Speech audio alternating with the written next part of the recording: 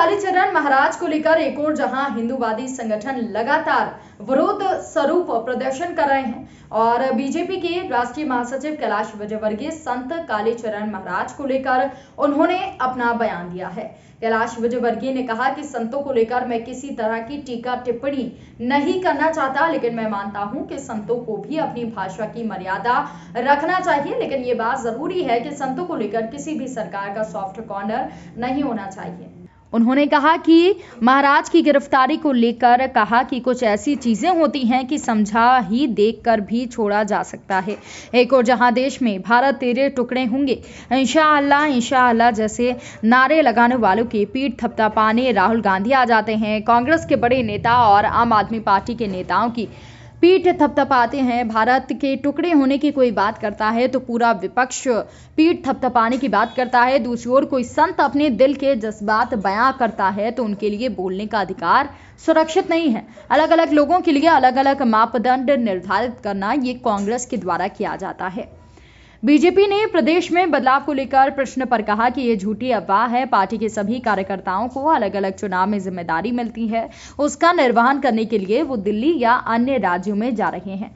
पशुओं के आगमन को लेकर बीजेपी के राष्ट्रीय महासचिव कैलाश विजयवर्गीय ने कहा कि पिछड़ों के अधिकार को लेकर भारतीय जनता पार्टी सजग है, एक कमीशन के रूप में काम कर रही है। पूरा विपक्ष पिछड़ों पर राजनीति कर रहा है, लेकिन प्रधानमंत्री नरेंद्र मोदी लगातार पिछड़ों को अपना हक दिलाने को लेकर काम कर रहे हैं। आजादी के 75 साल बाद प्रधानमंत्री नरेंद्र मोदी पिछड़ा वर्ग के लिए पिछड़ा आयोग को संवैधानिक अधिकार दिए हैं। भोपाल में हुए प्रदर्शन को लेकर कैलाश विजयवर्गीय ने कहा कि वो प्रदर्शन क्यों कर रहे हैं, भारतीय जनता पार्टी पिछड़ा वर्ग को उनका अधिकार दे रही है। देखिए, बाकी राजनीतिक दलों के लिए यह राजनीति है और हमारे लिए एक मिशन है कि जो व्यक्ति जिस बात के लिए हकदार है उसका हक मिलना चाहिए।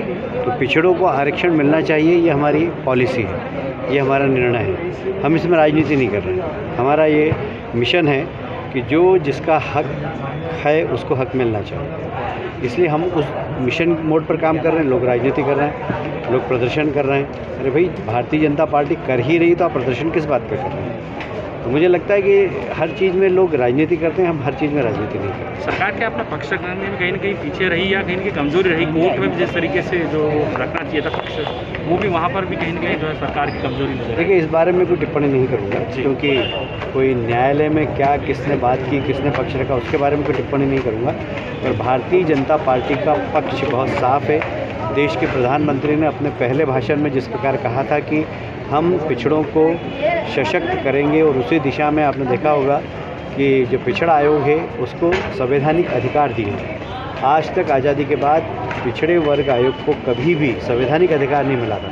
ये संवैधानिक अधिकार देने का काम भारतीय जनता पार्टी की सरकार ने किया है। इसलिए हमारी मंशा और हमारी दिशा बहुत साफ है। तमिलनाडु इन दिनों बहुत फुर्सत की दौड़ चल रही है, क्या मानते हैं आप? नहीं, अब ऐसा है कि आप जानते हैं कि उनके नेता भी 31 दिसंबर 1 जनवरी फेस्टिवल मनाते हैं। उनके लिए दिवाली से ज़्यादा बड़ा फेस्टिवल होता है ये, तो वो उसी में व्यस्त होंगे मुझे लगता है।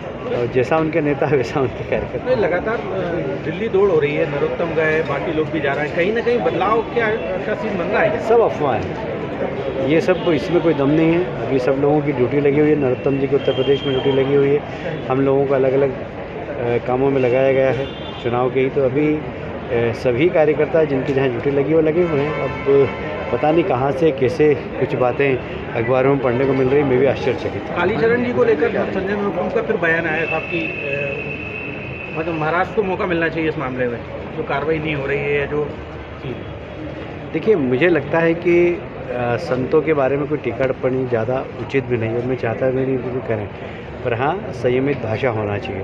पर इस प्रकार कानून का उपयोग करना, कई चीज़ें ऐसी होती हैं जो समझाइश से भी की जा सकती है। हमने देखा है कि इस देश के अंदर भारत तेरे टुकड़े होंगे इंशाअल्लाह इंशाअल्लाह के नारे लगे, और वहाँ पर खुद राहुल गांधी गए उनकी पीठ थपथपाने के लिए। तमाम विपक्ष के नेता, चाहे कम्युनिस्ट पार्टी हो चाहे आप पार्टी, उनके नेता गए। तो जब भारत के खिलाफ कोई टिप्पणी करे, भारत को टुकड़े होने की बात करे, तो आप उनकी पीठ थपथपाओगे।